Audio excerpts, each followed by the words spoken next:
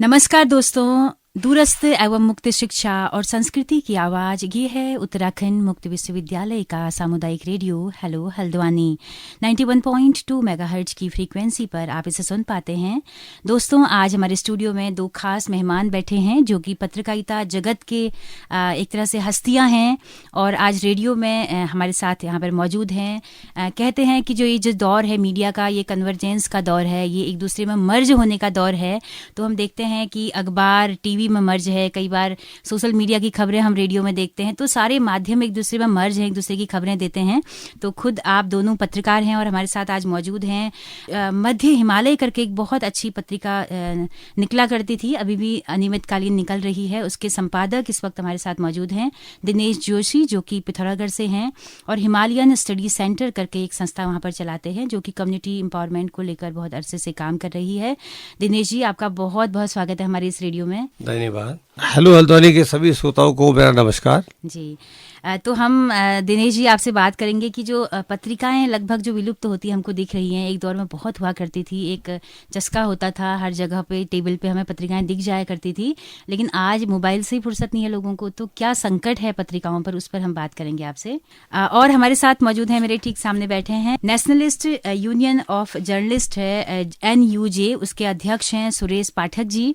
तो सुरेश जी, आपका भी बहुत बहुत स्वागत है हमारे रेडियो स्टेशन में। धन्यवाद मैम जी, हमें बहुत अच्छा लग रहा है कि आप लोग यहाँ पर मौजूद हैं हमारे रेडियो केंद्र में।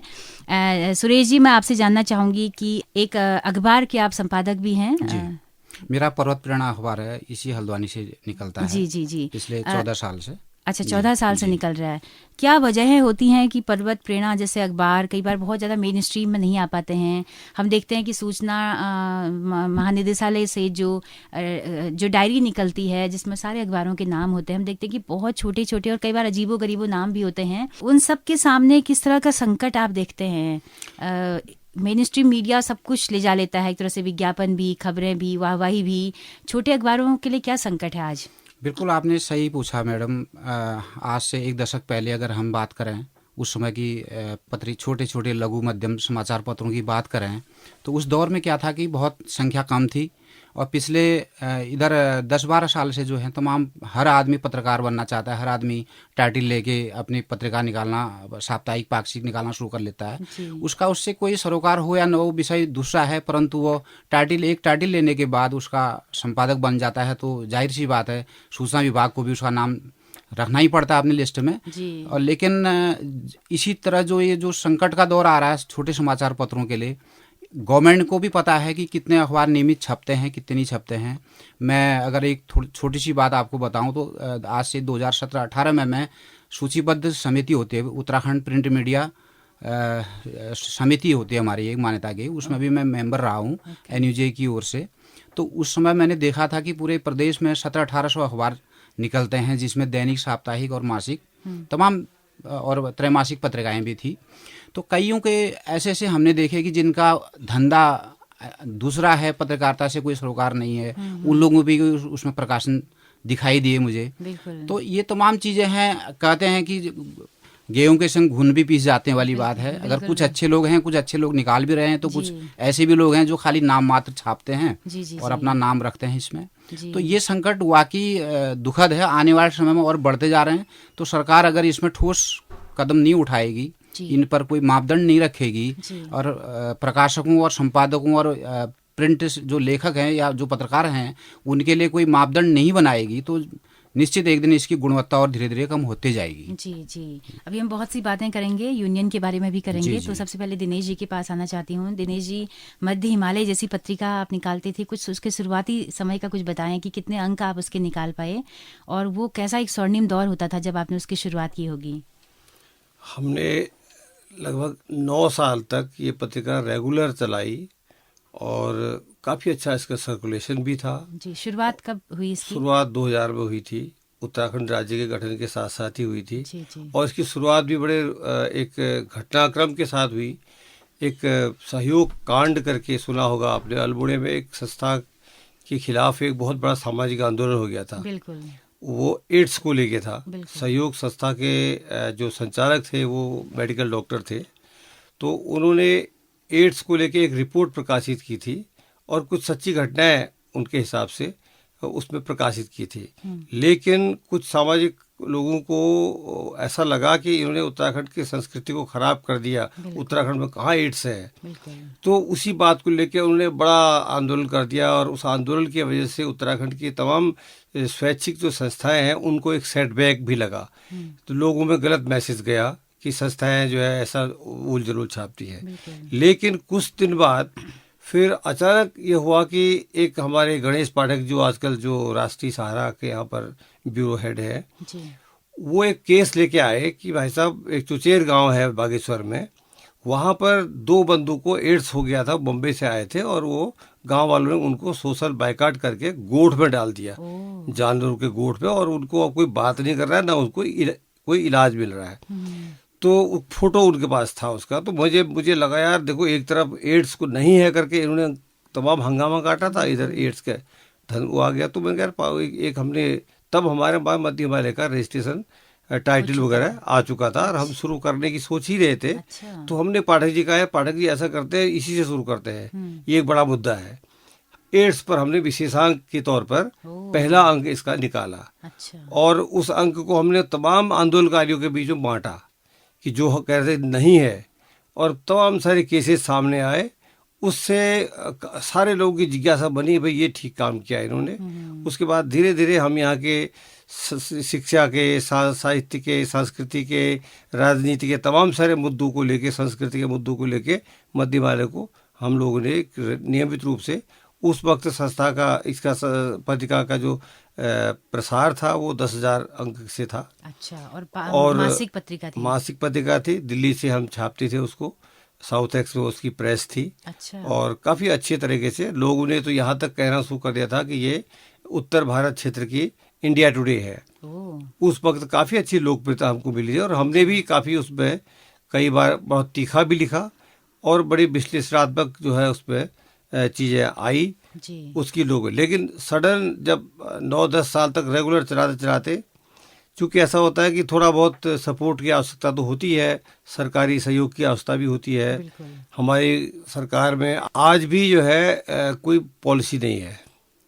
हमारे पास जो मीडिया पॉलिसी होनी चाहिए थी स्टेट में, आज भी नहीं है। जैसे हिमाचल प्रदेश में है, मध्य प्रदेश में है, वहाँ पर एक पॉलिसी है कि कोई भी छोटे और मझोले पत्र पत्रिकाएँ अगर चलती है, 3 साल तक अगर लगातार चलती है, तो सरकार उनको कम से कम मरने नहीं देगी, उनको मिनिमम ऑक्सीजन के तौर पर पैकेज देगी।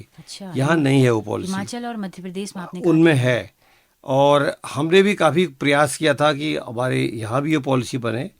एक तो कारण ये भी है कि जो है एक तरह से सपोर्ट प्रोग्राम न होने की वजह से। जी।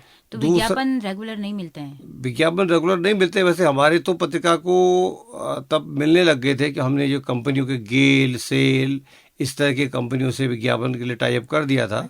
और DAVP की मान्यता भी हो गई थी।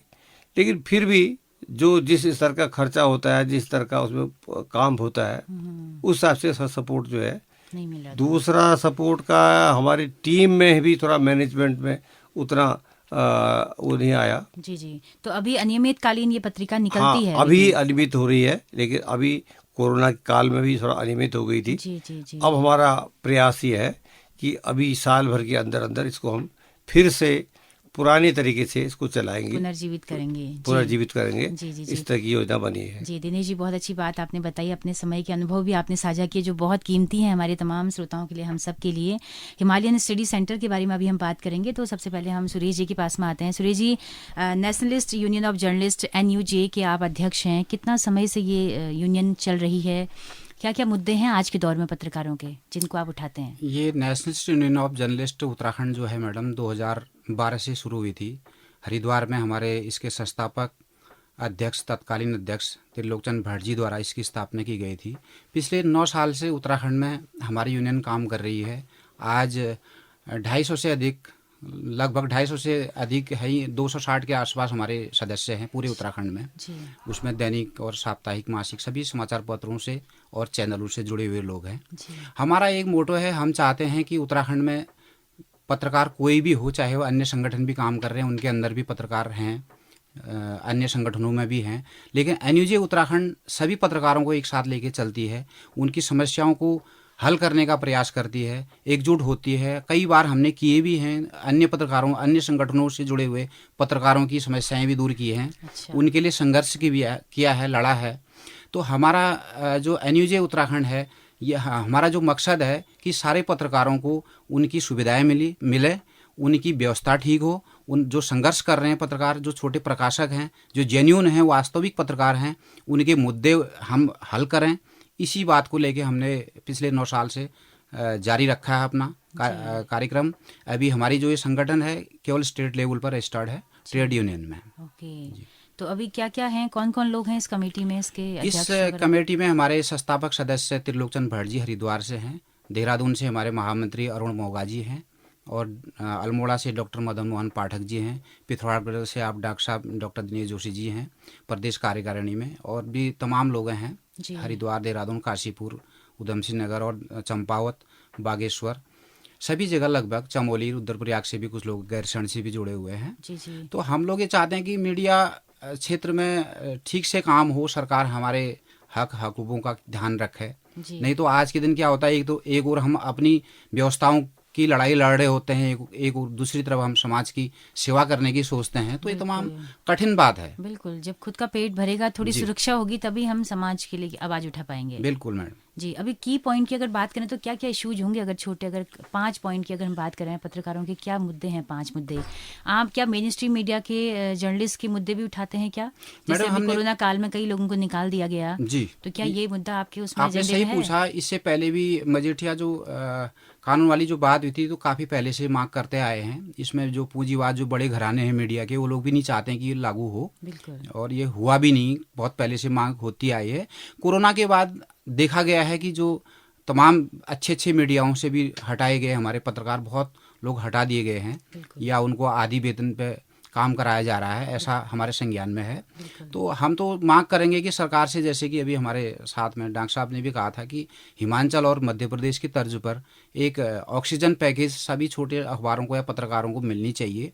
यहाँ पर दूसरी बात करें, अगर हम पत्रकारों की पेंशन की, पत्रकार बहुत सारे यहाँ वृद्ध पत्रकार भी जो जिनकी आजीविका इसी से चल रही है, लेखनी में चली गई हो, तो उनकी पेंशन के भी जो मुद्दे हैं, उनके लिए भी एक मापदंड ऐसे बना दिए गए हैं। उस पर कहा गया है कि 1,20,000 से ऊपर उनकी इनकम न हो। अब ऐसा कहाँ, आज के दौर पे 1,20,000 तो बहुत कुछ भी नहीं है। जाहिर सी बात है, अगर किसी के खाते में ट्रांजैक्शन इतना हो भी जाए तो उस पर उनकी पेंशन रुक जाती है। फिर भी हमारे यूनियन में भी पत्रकार कल्याण को उस पर हमारे मेंबर रहे हैं संगठन की तरफ से, तो तत्कालीन समय में लगभग 121 लोगों को पेंशन दिलाई गई थी। आज भी बहुत से बुजुर्ग छूटे हुए हैं जिनका पेंशन का मामला अभी आने वाली बैठक में उठाया जाएगा। अच्छा, तो 2 पॉइंट हो गए जी। कुछ और लेटेस्ट मुद्दे मैडम, हमारी एक मांग ये है कि उत्तराखंड में पत्रकारों की आवाज़ की बहुत बड़ी समस्या है। पत्रकारों के पास, आप जानते हैं, उनकी इनकम इतनी अच्छी नहीं है। उनके लिए आवाज़ की कोई ऐसी व्यवस्था हो ताकि सरकार उनसे किसी, या तो बैंकों से टाई अप करा दे, या आवास बना के उनसे एक मिनिमम जो इंस्टॉलमेंट होती है उतना रिकवर कर ले, ऐसी सुविधाएं दे दे। और ये सुविधाएं तो आज के टाइम पे मान्यता प्राप्त पत्रकारों के लिए भी कहीं नहीं है। तीसरी सबसे बड़ी अहम बात है, अगर हमारा कोई पत्रकार साथी राजधानी देहरादून में जाते हैं तो उनके लिए रहने की भी कोई उचित व्यवस्था नहीं है। जो जिन जगहों पर मान्यता प्राप्त पत्रकारों के लिए बनाई गई है व्यवस्थाएं, वहाँ भी हम लोगों को 50% जमा करना होता है। जी, ये और भी कई मुद्दे हैं, तमाम मुद्दे हैं। उन मुद्दों को हम उठाएंगे। जैसे कोरोना काल में तमाम पत्रकारों के लिए जो है उनके ऊपर संगीन धाराएं लगा दी गई थी, उनके ऊपर कार्रवाइयाँ, FIR दर्ज हुए थे, उन मुकदमों को भी हम वापस लेने की मांग कर रहे हैं। जी। तो बहुत ही ज़रूरी है, यूनियन जब होती है तभी हम अपने हक हकूक़ों की लड़ाई लड़ते हैं। बिल्कुल। तो बहुत अच्छी बात बताई। दिनेश जी, आप कुछ बताइए कि हिमालयन स्टडी सेंटर जो आप पिथौरागढ़ में चला रहे हैं, क्या क्या काम वो इस वक्त कर रहा है, क्या क्या योगदान रहा है उसका समाज के लिए? अब योगदान का जहाँ तक सवाल है, हम 1982 से हमने ये संस्था का काम शुरू किया था पत्रकारिता के साथ साथ। 1982 से तो शुरू के 5 साल तो हमने केवल जन आंदोलन के तौर पर, अभियान के तौर पर काम किया था जी। अलग अलग मुद्दों पर, जैसे पर्यावरण का मुद्दा है और स्वास्थ्य का मुद्दा है, इस तरह से। उसके बाद 1986 में किसी घटनाक्रम के तहत हमने इसको रजिस्टर्ड संस्था के तौर पर जो है, एक रजिस्टर्ड संस्था से रूप में इसको शुरू किया। जी। उसमें सेक्टर वाइज इसमें काम शुरू किए, शिक्षा सेक्टर, स्वास्थ्य सेक्टर, आजीविका संवर्धन से संबंधित सेक्टर और एनआरएम जिसको हम कहते हैं नेचुरल रिसोर्स मैनेजमेंट, प्राकृतिक संसाधन प्रबंधन सेक्टर, इस तरह से सेक्टर वाइज। और 70 गांव हमने एक पूरी बेल्ट में, नदी घाटी क्षेत्र में, अपर रामगा रीजन जिसको हम कहते हैं, मुआनी से लेके नामी ग्लेशियर तक नदी के आर पार, उन गांवों को गोद लिया पूरे 15 साल के लिए, जहां कोई विकास के नाम पर जाता नहीं था, न कोई राजनीति थी, न विकास था, और छूटे हुए गाँव थे। तो उन गांव में जो हमने जो चीज़ें देखी वो ये कि हिमालय के इस साफ सुथरे और सौंदर्य पूर्ण प्राकृतिक वातावरण में गांव के लोग, खासकर महिलाएं, उनके चेहरे की झुर्रियाँ, खासकर 30-35 साल की महिलाएं भी है तो उनका चेहरा लगता था कि 65-70 साल का जैसा लगता था। तो उसके कारण क्या है, क्यों इतने मुरझाए हुए हैं, क्यों, क्या क्या दिक्कतें हैं, जिसको आज वल्नरेबिलिटी कहते हैं, असहाय स्थिति कहाँ है, क्या है, उसको पूरा एक ठीक से स्टडी करके हमारी पूरी टीम थी। तो हमने तय किया कि हम हिमालय की इस वल्नरेबिलिटी को कम करने के लिए अपनी तरफ से क्या कर सकते हैं। तो हमने शुरुआती तौर पर बालवाड़ियाँ खोली, तब आईसीडीएस नहीं हुआ करता था। तो बालवाड़ी हमने 70 गांव में 70 बालवाड़ी और 70 महिलाओं के संगठन, ये हमने शुरुआती दौर में किए। उन्हीं के बेस में हमने काम शुरू किया। फिर धीरे धीरे प्रौढ़ साक्षरता का एक अभियान, जिसको हमने जागर केंद्र कहते थे, हर गांव में एक जागर केंद्र होता था। अच्छा। तो उसमें मुद्दों पर काम करते हुए प्रौढ़ साक्षरता का भी काम शुरू किया। यहाँ से काम शुरू करते करते फिर लोगों की डिमांड आती गई। कहीं देखा कि किसी की पंचायत घर टूटा हुआ है, कैसे उसको ठीक करें, स्कूल की बिल्डिंग खराब हो रही है, कोई नहीं सुन रहा है, तो कैसे ठीक करें। तो हमें लगा कि हम कौन होते हैं लोगों को मदद करने वाले, लोग स्वयं अपनी मदद करेंगे। इस कॉन्सेप्ट को लेके हम बढ़े कि लोगों को एम्पावर किया जाए। तो हमने राइट बेस्ड मूवमेंट, जन अधिकार आधारित कार्यक्रमों पर फोकस किया, लोगों को संगठित करके उन्हीं से डिमांड क्रिएट करवाई। वो जिलाधिकारी स्तर पर दबाव डालते गए, कोई नेता गांव में आ गया तो उसके लिए दबाव डाल के धीरे धीरे उन्होंने अपनी प्रयासों से अपनी तमाम सारी समस्याएं हल करी। अब इसमें हमने आगे चल के एक महिला केंद्रित विकास, उसका एक पॉलिसी ड्राफ्ट तैयार किया था उन्हीं महिलाओं के साथ बात करते हुए। और जब पहली सरकार हमारी बनी उत्तराखंड की, नित्यानंद स्वामी जी मुख्यमंत्री थे, उस वक्त हमने राष्ट्रीय महिला आयोग से मिलके, तब उत्तराखंड में महिला आयोग नहीं था, राष्ट्रीय महिला आयोग की मोहिनी गिरी जब अध्यक्ष हुआ करती थी, बीबी गिरी की फैमिली की, तो उनको हमने पिथौरागढ़ बुलाया। थल में एक बहुत बड़ा सम्मेलन हुआ था, काफ़ी महिलाओं ने उसमें भाग, 5000 से अधिक महिलाएं थी उसमें पार्टिसिपेट किया था। स्वामी अग्निवेश जी भी उसमें आए थे। इस तरह काफ़ी राष्ट्रीय प्रतिष्ठित लोग उसमें थे, 2-3 दिन हमारे साथ रहे। तो हमने महिलाओं के ही मुद्दों को लेके एक महिला केंद्रित विकास की एक पॉलिसी ड्राफ्ट तैयार किया। उस पॉलिसी ड्राफ्ट को देहरादून में 3 दिन की कार्यशाला करके सरकार के साथ शेयर करके उसे मुख्यमंत्री जी को सौंपा। अब मुख्यमंत्री जी ने उसे अपने महिला बाल विकास विभाग को दे दिया और यह घोषणा की कि भाई ठीक है, देखते हैं इसमें से क्या क्या हम लागू कर सकते हैं। और आज पता चला कि बहुत कुछ चीज़ें उसमें लागू हो गई हैं। अच्छा। जैसे उत्तराखंड में महिला आयोग खुला, उत्तराखंड में महिलाओं को लेकर कई सारी जो कानूनी दिक्कतें थी वो सब में काफ़ी फोकस हुआ। अच्छा। विकास योजनाओं में काफ़ी महिलाओं को प्राथमिकताएं मिली। कुछ उनको पुरस्कार संबंधी योजनाएं, कई सारी जो हमने अपने ड्राफ्ट में लिखा हुआ है। अच्छा। बहुत कुछ तो लागू हो गया, लेकिन सब कुछ तो हम संभव भी नहीं है। एक तो ये हम उपलब्धि मानते हैं। दूसरा, जो हमने बालवाड़ियाँ शुरू की थी उसी की से प्रेरित होकर के आईसीडीएस स्कीम हमारे उत्तराखंड में लागू हुई। तब आईसीडीएस नहीं थी। और बालवाड़ी के कॉन्सेप्ट में ही जो उसमें कुछ इनोवेटिव चीज़ें थी उसको लेके रुचिकर शिक्षा करके हमारे प्राथमिक शिक्षा विभाग ने रुचिकर शिक्षा लागू की। अच्छा। तो ये एक, और तीसरी एक उससे बड़ी बात, आशा कार्यक्रम आज चलता है। इस आशा कार्यक्रम का पहला प्रयोग हमारे मुंशियारी ब्लॉक के सेणराथी नाम के गाँव में हम लोगों ने किया था। अच्छा। तो तब उसका नाम आशा नहीं था, तब वो समुदाय स्वास्थ्य के तौर पर वो चलता था। हमने गांव की समितियां गठित करके, गांव में स्वास्थ्य समितियां गठित करके पंचायत स्तर पर गांव की किसी महिला को वॉलंटियरी तौर पर जो है उसमें चुना। और धीरे धीरे 70 गाँव में ये प्रयोग जब किया तो ये प्रयोग कई सारे लोगों को अच्छा लगा। राजस्थान की एक संस्था है उर्मुल, उसने वही प्रयोग वहाँ शुरू किया। फिर इधर झारखंड में, छत्तीसगढ़ में ये प्रयोग शुरू हुए, और इन्हीं को लेते हुए एक डॉक्टर हर्षमंदर जो मसूरी अकादमी में डायरेक्टर थे, वो एक बार हमारे यहाँ आए थे, तो उनको अच्छा लगा। उन्होंने भारत सरकार के साथ शेयर करके, तब सोनिया जी की सरकार थी, उनको शेयर करके उन्होंने आशा नाम दिए वहाँ पर हुआ कि एक्रीडेटेड सोशल हेल्थ एक्टिविस्ट।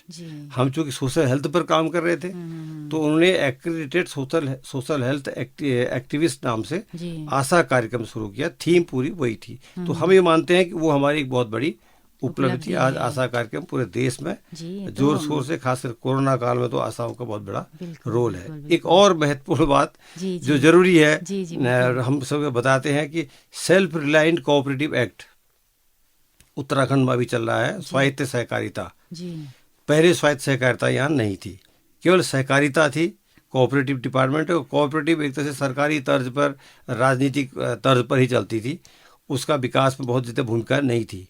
हमने स्वायत्त सहकारिता एक्ट पास करवाया।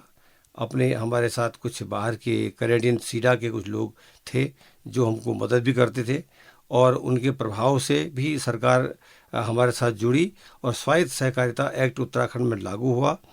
उसमें थोड़ा सा ये है कि वो कंपनी एक्ट की तरह से है।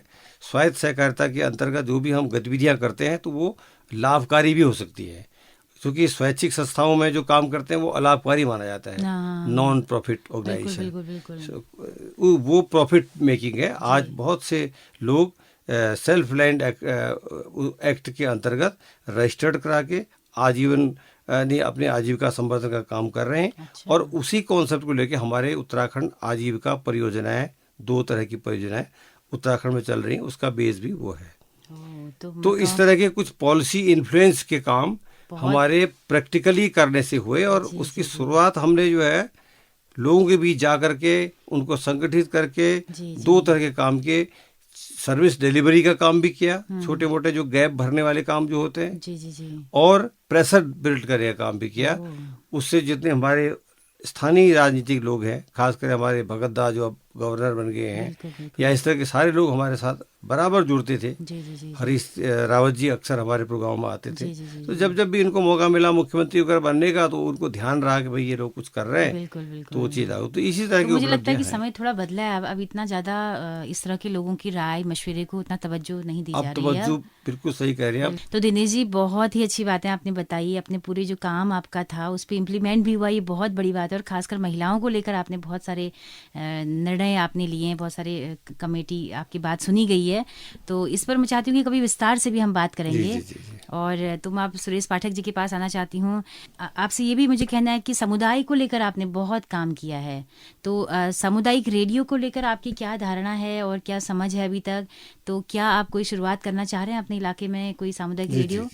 सामुदायिक रेडियो हमारे हिसाब से बहुत आवश्यक एक चीज़ है, और क्योंकि गांव के समुदाय के स्तर पर बड़ी सरलतापूर्वक जो लोगों के जो सांस्कृतिक मुद्दों को, विकास के मुद्दों को उसमें उठाया जा सकता है, यही सोच के हमने भी एक बार एक कार्यशाला ज्वाइन की थी देहरादून में, कम्युनिटी रेडियो की, और उससे प्रेरित होकर के हमने जो है उनके फॉर्म वगैरह भरे। LOI तक तो हम पहुंच गए हैं, पहला पड़ाव। अब दूसरे पड़ाव का इंतजार है कि वो आगे कब हमारा नंबर आता है और कब आगे बढ़ाते हैं। जी, अगर सोर घाटी की आवाज या सोरवाणी नाम खुलता है पिथौरागढ़ सुदूर हिमालयी जनपद में, बॉर्डर का जो जनपद है, तो एक बहुत बड़ी बात होगी मुझे लगता है। जी, तो सुरेश जी आपके पास में आना चाहती हूँ। सामुदायिक रेडियो के मुद्दे आप भी अपनी यूनियन के जरिए उठा रहे हैं। कहाँ से आपको ख्याल आया कि ये रेडियो का मुद्दा भी हम उठाएं? वो भी जर्नलिस्ट है, रेडियो जर्नलिस्ट। जी मैडम, मैंने जो महसूस किया है, जैसे हमारे आकाशवाणी जो केंद्र हैं, काफ़ी पुराना इतिहास रहा है रेडियो कम्युनिटी का। तो हम बचपन में भी सुनते थे आकाशवाणी अल्मोड़ा, आकाशवाणी नजीबाबाद और लखनऊ वगैरह वगैरह। तो हमें जब इस लाइन में आए, पत्रकारिता लाइन में, तो हमारे बहुत से मेंबर भी रेडियो कम्युनिटी से जुड़े हुए हैं। अभी मुक्तेश्वर हैं, अल्मोड़ा हैं, और गढ़वाल में भी 1-2 जगह से लोग जुड़े हुए हैं। उन लोगों की डिमांड थी कि मान्यता प्राप्त पत्रकारों की समकक्ष हमें भी कुछ सूचना से जुड़ना चाहिए, सूचना से मिलना चाहिए, क्योंकि उनका भी जनसंचार से, कम्युनिटी से बहुत उनकी भी अपना अहम भूमिका उनकी भी रही है आज के इस दौर में। दूसरी तरफ जब सूचना एवं लोक संपर्क विभाग डिजिटल पोर्टल्स को, डिजिटल जो विंग है काम कर रही है, उनको मान्यता दे रहे हैं, तो मेरे ख्याल से रेडियो कम्युनिटी को भी मान्यता दे देनी चाहिए। उनकी बहुत महत्वपूर्ण योगदान उत्तराखंड के अंदर है। तो हमने इस संदर्भ में एनयूजे की तरफ से भी एक पत्र डीजी इन्फॉर्मेशन को भेजा हुआ है। अच्छा जी, कि ताकि इसमें जल्दी से जल्दी रेडियो कम्युनिटी के जितने भी हमारे संवाददाता हैं और टीम है, उनका भी सूचना के डायरेक्टरी में नाम होना चाहिए, उनको भी मान्यता मिलनी चाहिए। जी, तो इसके लिए हम आपका बहुत शुक्रिया अदा भी करते हैं। और आप दोनों ही लोगों का बहुत बहुत शुक्रिया हमारे रेडियो स्टेशन से बहुत सारी बातें साझा करने के लिए। आप बहुत ही अनुभवी लोग हैं, तो मैं उम्मीद करती हूँ कि वॉलंटियरी आप रेडियो के साथ जुड़े रहेंगे हमेशा, क्योंकि ये एक सामुदायिक रेडियो है, वॉलंटियरी ही इसमें काम होता है। तो आप आगे भी आते रहेंगे, बहुत सारी जानकारी साझा करते रहेंगे। धन्यवाद। आप दोनों का ही बहुत बहुत शुक्रिया। धन्यवाद, धन्यवाद, बहुत बहुत धन्यवाद। जी, तो दोस्तों आप सबका भी बहुत बहुत शुक्रिया अंत तक हमारे साथ इस कार्यक्रम में बने रहने के लिए। अगर आपको ये कार्यक्रम पसंद आया, ये बातचीत पसंद आई, तो अपना फीडबैक हमें जरूर दीजिएगा। हमारा यूट्यूब चैनल है हेलो हल्द्वानी नाम से, फेसबुक पेज है। दोस्तों हेलो हल्द्वानी रेडियो चूंकि एक कम्युनिटी रेडियो है, तो इसकी पहुंच रेडियो में केवल हल्द्वानी शहर तक है। लेकिन अगर आप दूर दराज पहाड़ों में या देश के किसी भी हिस्से में इस रेडियो को सुनना चाहते हैं, तो गूगल प्ले स्टोर में जाकर हेलो हल्द्वानी ऐप को अपने मोबाइल पर इंस्टॉल कर सकते हैं और सुबह 10:30 बजे से लेकर शाम 4:30 बजे तक 6 घंटा हमारी रेडियो सभा सुन सकते हैं। दोस्तों हम लोग अपनी रेडियो सभा का दोहराव भी करते हैं। अगर आप दिन में हमारा रेडियो नहीं सुन पा रहे हैं, तो शाम 5 बजे से लेकर रात 11 बजे तक भी आपको ये सुविधा उपलब्ध रहेगी। इसी के साथ अपनी रेडियो मित्र सुनीता भास्कर को दीजिए इजाजत। नमस्कार।